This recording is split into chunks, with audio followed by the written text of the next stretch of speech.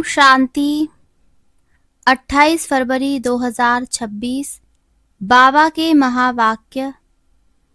मीठे बच्चे, तुम ईश्वरीय संप्रदाय हो। तुम्हें ज्ञान सूर्य बाप मिला है। अभी तुम जागे हो तो दूसरों को भी जगाओ। मीठे बच्चे, तुम ईश्वरीय संप्रदाय हो। तुम्हें ज्ञान सूर्य बाप मिला है। अभी तुम जागे हो तो दूसरों को भी जगाओ। प्रश्न: अनेक प्रकार के टकराव का कारण तथा उसका निवारण क्या है? उत्तर: जब देह अभिमान में आते हो तो अनेक प्रकार के टकराव होते हैं। माया की गृहचारी बैठती है। बाबा कहते, देही अभिमानी बनो, सर्विस में लग जाओ, याद की यात्रा में रहो तो गृहचारी मिट जाएगी। ओम शांति। रूहानी बच्चों के पास बाप आए हैं श्रीमत देने व समझाने। ये तो बच्चे समझ गए हैं कि ड्रामा प्लान अनुसार सारा कार्य होना है। बाकी समय थोड़ा रहा है। इस भारत को रावणपुरी से फिर विष्णुपुरी बनाना है। अब बाप भी है गुप्त, पढ़ाई भी गुप्त है। सेंटर्स तो बहुत हैं। छोटे बड़े गांव में छोटे बड़े सेंटर्स हैं और बच्चे भी बहुत हैं। अब बच्चों ने चैलेंज तो दी है और लिखना भी है। जब कोई लिटरेचर बनाना है तो उसमें लिखना है, हम इस अपनी भारत भूमि को स्वर्ग बनाकर छोड़ेंगे।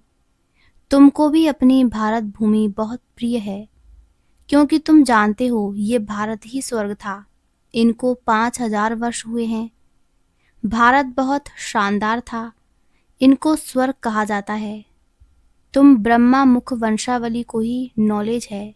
इस भारत को श्रीमत पर हमको स्वर्ग जरूर बनाना है।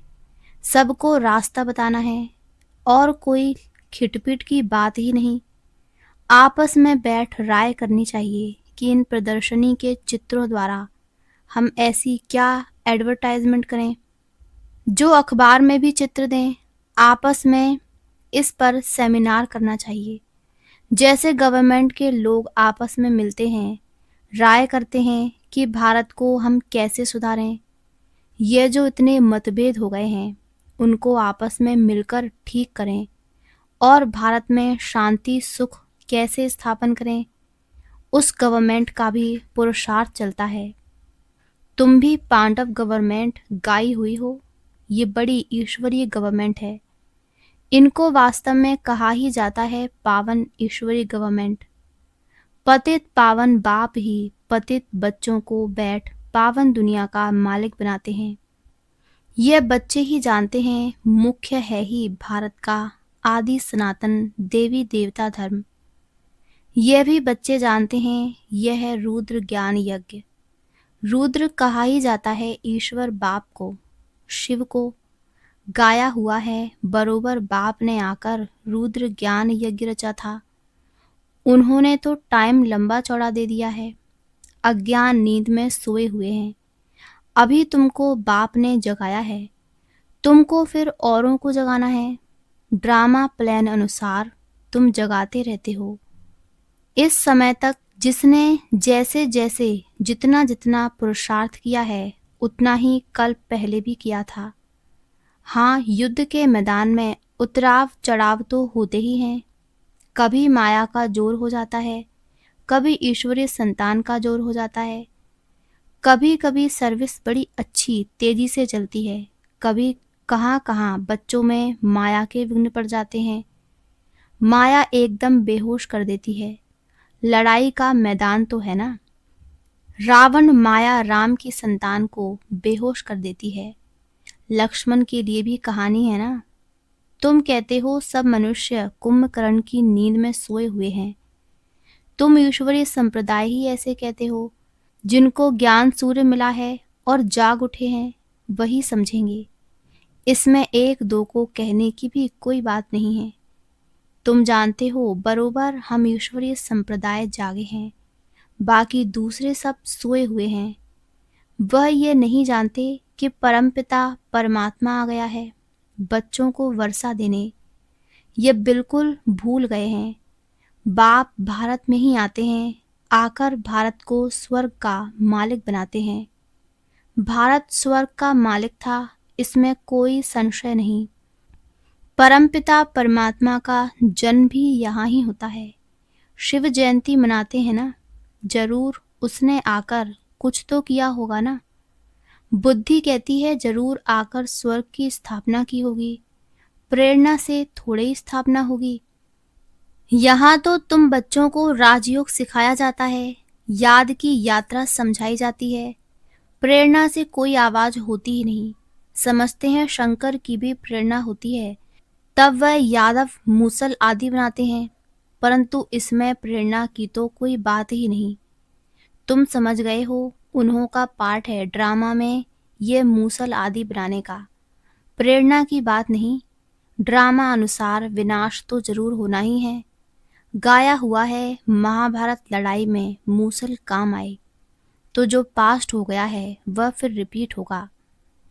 तुम गारंटी करते हो हम भारत में स्वर्ग स्थापन करेंगे जहां एक धर्म होगा।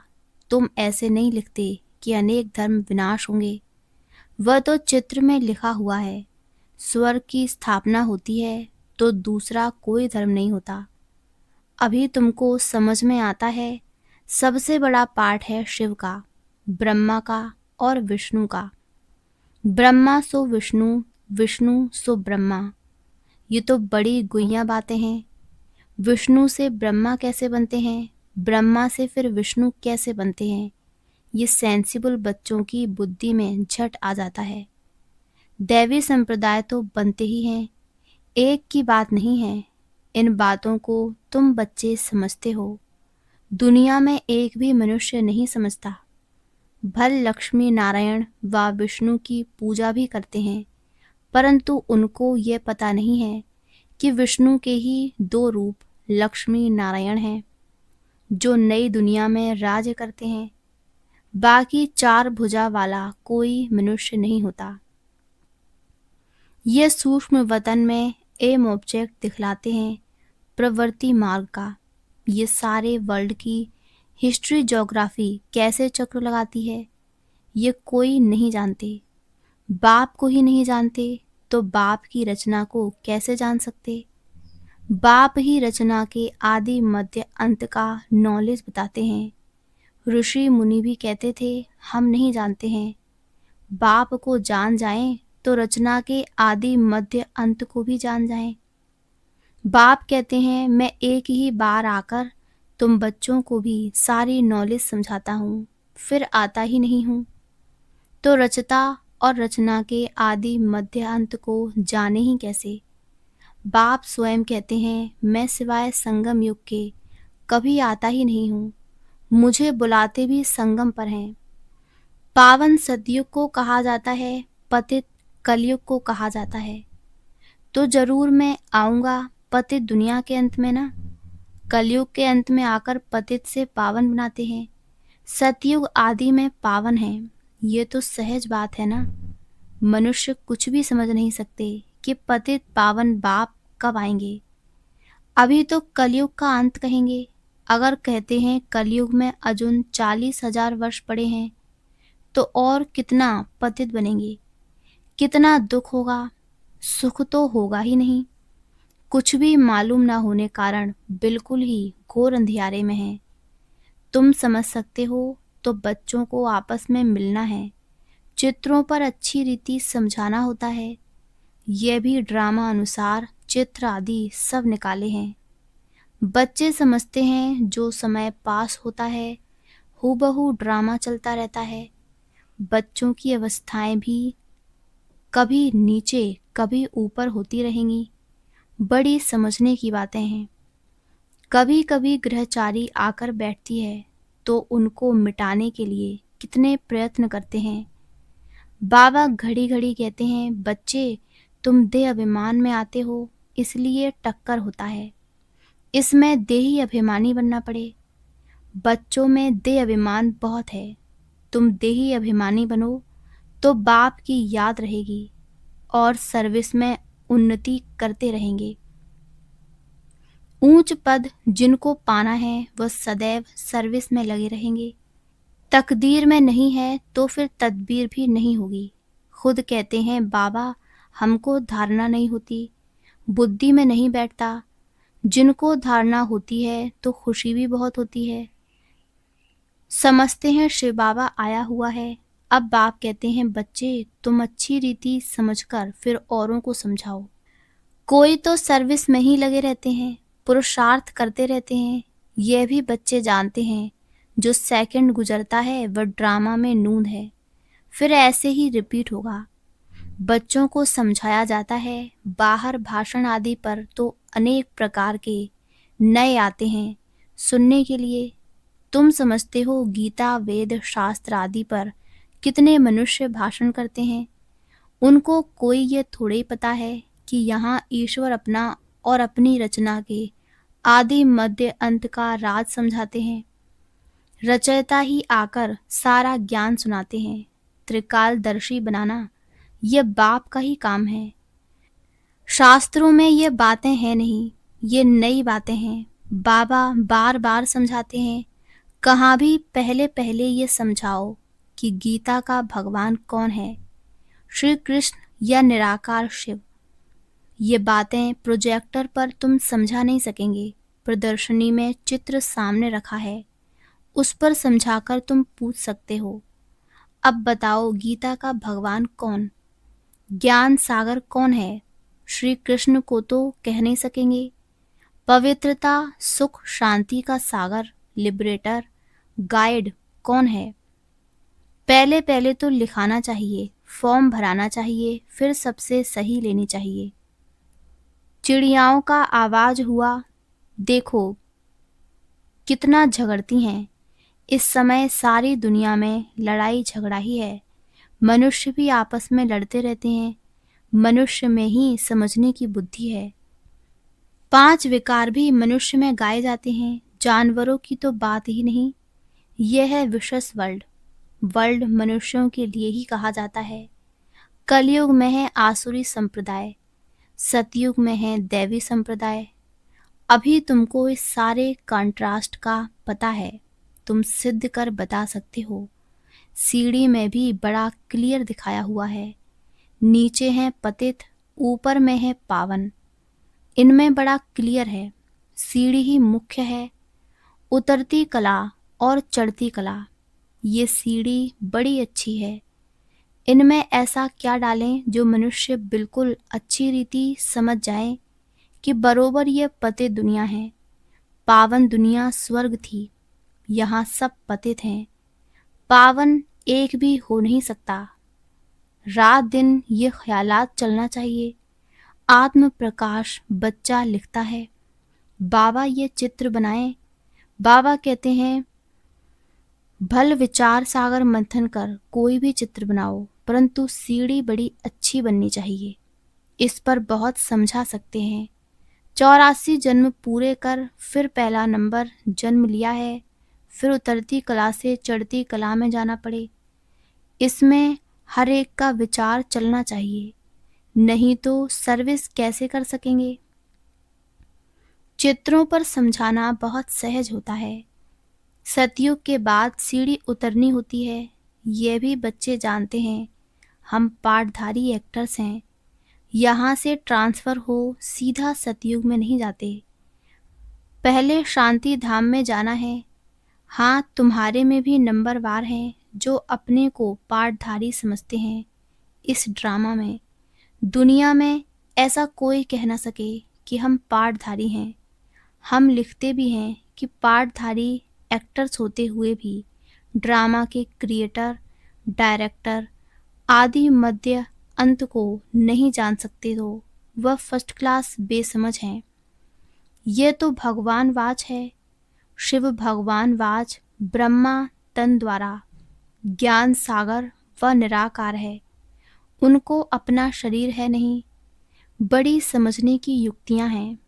तुम बच्चों को बड़ा नशा रहना चाहिए। हम किसकी गिलानी थोड़ी करते हैं। ये तो राइट बात है ना। जो भी बड़े बड़े हैं उन सब के चित्र तुम डाल सकते हो। सीढ़ी कोई को भी दिखला सकते हो। अच्छा, मीठे मीठे सिकी लदे बच्चों प्रति मात पिता बाप दादा का याद प्यार और गुड मॉर्निंग। रूहानी बाप की रूहानी बच्चों को नमस्ते। धारणा के लिए मुख्य सार। पहला, भारत में सुख शांति की स्थापना करने व भारत को स्वर्ग बनाने के लिए आपस में सेमिनार करना है। श्रीमत पर भारत की ऐसी सेवा करनी है। दूसरा, सर्विस में उन्नति करने व सर्विस से ऊंच पद पाने के लिए देही अभिमानी रहने की मेहनत करनी है। ज्ञान का विचार सागर मंथन करना है। वरदान, पवित्रता के आधार पर सुख शांति का अनुभव करने वाले नंबर 1 अधिकारी भव। पवित्रता के आधार पर सुख शांति का अनुभव करने वाले नंबर 1 अधिकारी भव। जो बच्चे पवित्रता की प्रतिज्ञा को सदा स्मृति में रखते हैं, उन्हें सुख शांति की अनुभूति स्वतः होती है। पवित्रता का अधिकार लेने में नंबर 1 रहना अर्थात सर्व प्राप्तियों में नंबर 1 बनना। इसलिए पवित्रता के फाउंडेशन को कभी कमजोर नहीं करना, तभी लास्ट सो फास्ट जाएंगे।